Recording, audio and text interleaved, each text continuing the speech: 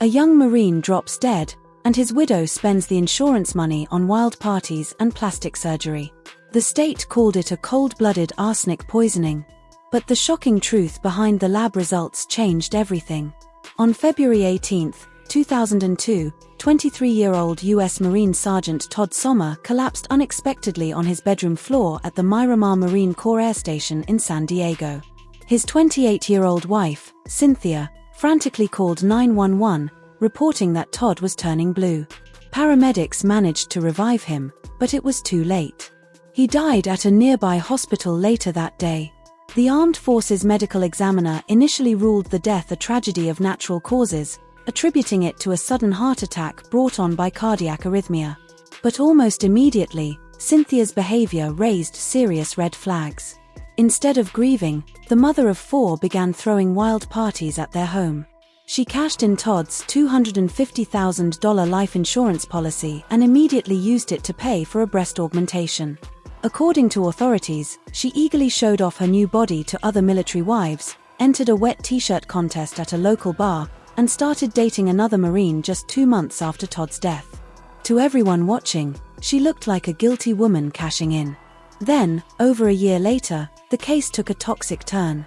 In May 2003, laboratory testing on Todd's preserved tissue samples revealed something terrifying. His body contained levels of arsenic that were 1,020 times higher than normal. The death was immediately reclassified as a homicide due to acute arsenic poisoning. By November 2005, Cynthia Sommer was arrested and charged with first-degree murder for financial gain. In January 2007, a jury convicted Cynthia, leaving her facing life in prison without parole. The prosecutor admitted there was no smoking gun direct evidence showing Cynthia buying poison, but she argued the financial motive and Cynthia's wild lifestyle spoke for themselves. But from her prison cell, Cynthia maintained her innocence and hired a new attorney. They started digging into the science, and what they uncovered exposed a catastrophic failure in the government's case. It turned out that before the trial even started, NCIS investigators had consulted with Alphonse Pocles, a world-renowned forensic toxicologist and arsenic expert. Pocles had looked at the initial lab results and told investigators they were completely false. Out of 6 tissue samples tested, only 2 showed high arsenic levels. The other 4 samples, along with Todd's blood and urine, were entirely negative. Pocles explained that if Todd had actually been poisoned, the arsenic would be everywhere. The only logical explanation was lab contamination. Even Todd's medical timeline proved it. A week before his death, he had been treated for a stomach bug, but he recovered, went back to work, and was even healthy enough to ride a massive roller coaster at Knott's Berry Farm with his family just 2 days before he died. In November 2007, a judge officially vacated Cynthia's conviction, ruling that her original lawyer had failed her by letting the jury get blinded by her partying behavior. A brand new round of testing was ordered on Todd's remaining tissues. By March 2008, the results came back clean. There was absolutely no evidence of arsenic.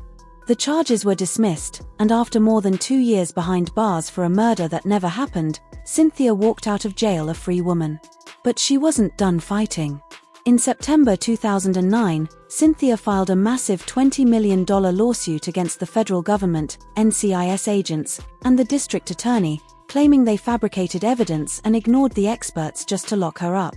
The legal battle dragged on for 4 years, but ultimately, a federal judge dismissed the lawsuit, ruling that while a massive scientific error had occurred, there was no proof that NCIS agents acted with malicious intent.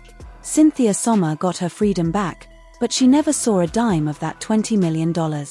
In the end, Todd's death was tragic, but the rush to judge his eccentric widow nearly destroyed another innocent life.